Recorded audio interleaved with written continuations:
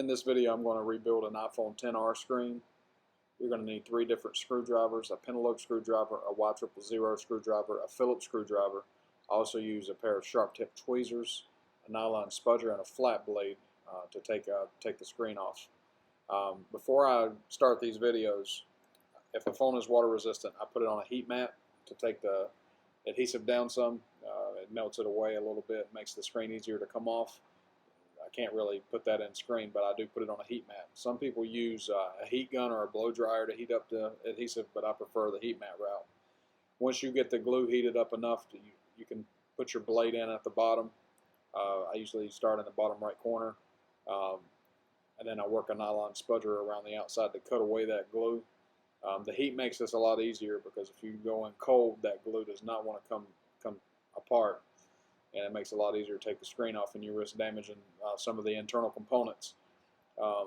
Once you get the sides cut open a little bit, it's easier to work your spudger around the top of the screen. You want to be very careful because right on the inside of the top of the screen is your front-facing camera assembly, and if you damage that with your spudger, you'll have to replace that component, and then your Face ID will no longer work. The first thing you want to do is remove this little bracket hidden behind these ribbon cables here to disconnect your battery. Apple made it a little more complicated than it needed to be, and it's hard to get it on camera because you have to hold up this ribbon cable here and remove these 3 screws. But there's a metal bracket that covers your battery connector under here. You remove those screws and then disconnect the battery, and then you can move on to the LCD connector. This is my least favorite repair by far of any iPhone that I've ever come across.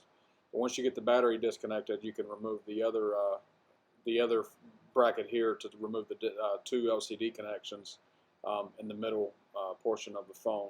Once this little metal plate comes off, you can remove these 2 LCD connectors.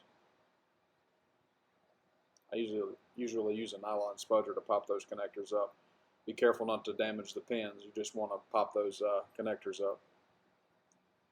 There's another connector, top right corner, with 4 screws in it. 3 of these screws are going to be your Y000 screws.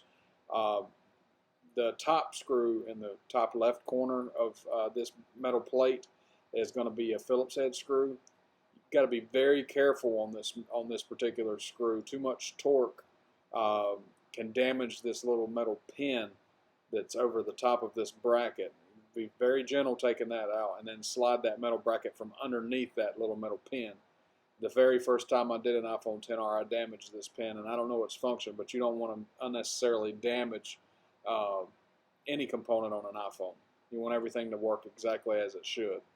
You pop that little connector off with your spudger, cut away any adhesive that may be sticking the screen down, and then pull that away.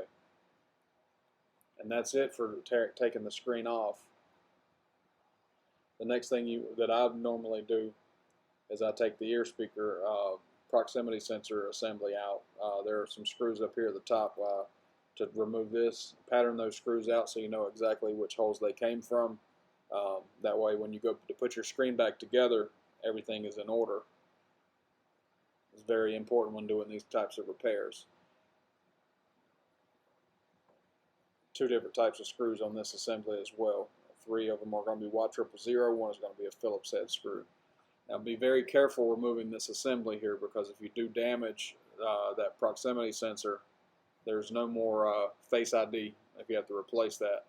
I usually use a heat mat again to loosen the adhesive here. I put the screen on there for a couple of minutes to loosen the adhesive up that holds down the microphone and the proximity sensor.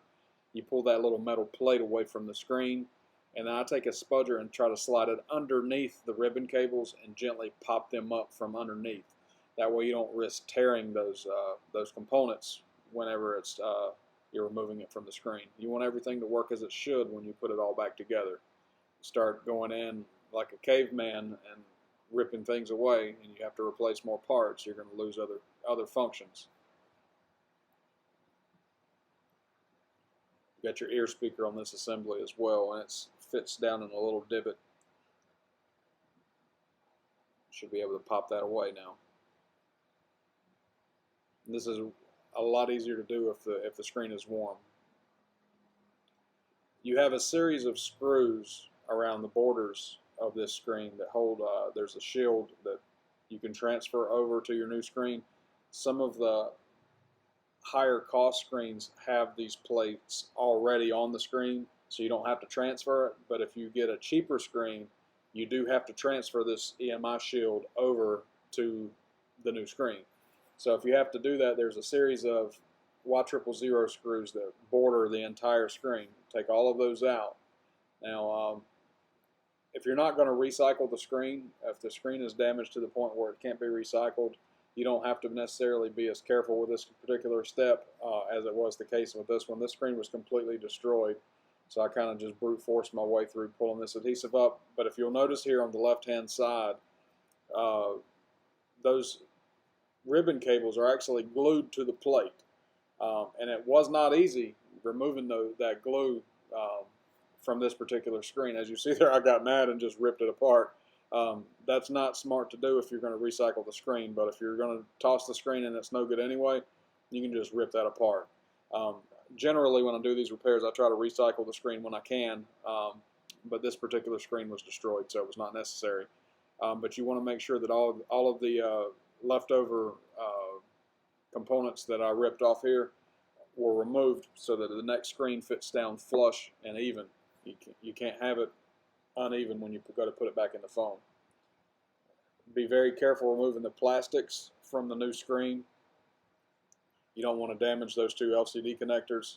And it seems like this particular screen that I dealt with, everything was just stuck to it, and I had to go through and work my way to remove this plastic film. So it was a lot more complicated than it should have been. And I've done a lot of these 10R screens, but this one was kind of ridiculous with the amount of stuff that you had to be careful. And these cables are paper thin, so you do have to be ultra careful. Here you just line all your holes up. You pop your LCD connector through. One of them will fold down, and there's a layer of adhesive on the back of this LCD connector. You peel that adhesive strip off, and then stick that the LCD connector down on that plate. That keeps the connector lined up with the phone, and it doesn't just flop around inside of the phone. Keeps it from getting pinched or cut off entirely. So the inside cable will kind of glue to the screen. The outside cable will fold over, and once you go to put your phone back, screen back on your phone, everything will line up properly. This screen reminds me of doing origami when you have to assemble the process. Like I said, it's a lot more complicated than it needs to be. The iPhone 10 came before this one, and the iPhone 10 was one of the easiest screens to repair. The iPhone XR is one of the more complicated ones. It's not too bad if you've done a few of them, but the first time you start working on this iPhone XR, it can be nerve-wracking. Once you've got your cable situated, you go ahead and start putting your border screws back on. That way your plate is firmly attached to your screen.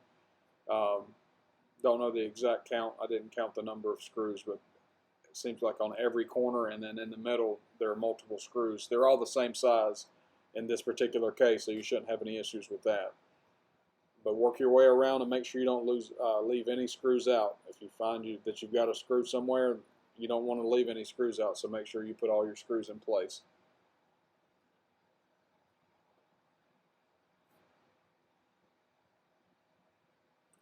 The next step is to put your proximity sensor, microphone, and ear speaker back in place. I find that popping the ear speaker into its groove first is the easiest step of the process, because then the microphone and proximity sensor basically line up with their respective grooves. This little metal plate, I mean, it's really flimsy piece of aluminum, it looks like. I'm not sure its purpose, because once you fold the speaker back over, it holds it in place anyway, but you do want to make sure that you put that little metal plate over the ear speaker. Start with the Y000 screw in the top left corner, and then follow it up with your 3 Phillips screws. That holds your whole assembly together. That way everything is firmly in place. Again, this component here, if it gets damaged, it can ruin your Face ID, so make sure that these screws are put in place properly and that this assembly is not loose inside of your phone.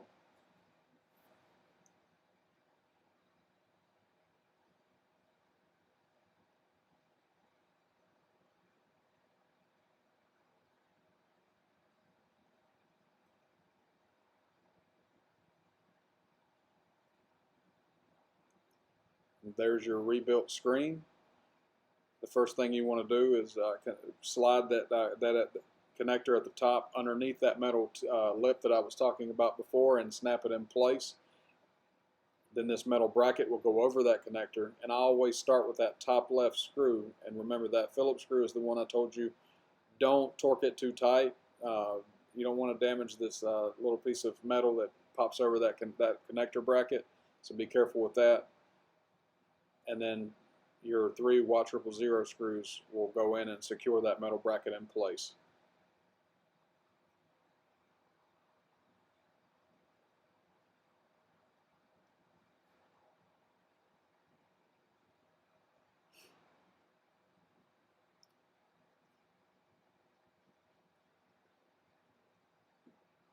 After that screw goes in place, your next step is to pop down your LCD connectors and put the metal plate over the top of this connection to make sure your LCD connectors don't, pop off if you drop your phone. Make sure everything is nice and secure and in place.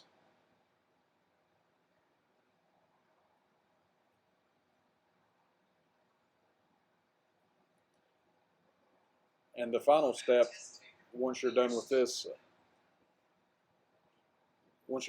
bracket, is to gently lift up these ribbon cables here. And you don't want to put too much tension here on these cables, but you have to place these 3 screws back in their holes to ensure that everything is done nice and secure, but the ribbons don't get torn. This is the most complicated part of the process. Kind of gently pull up on those ribbons, not put too much stress on them. Get those screws secured in place. This is to keep your battery connector down. And again, I don't understand why this was designed this way when the iPhone X had a perfect solution. All of your connections under one metal bracket. They had to go and get complicated with this one.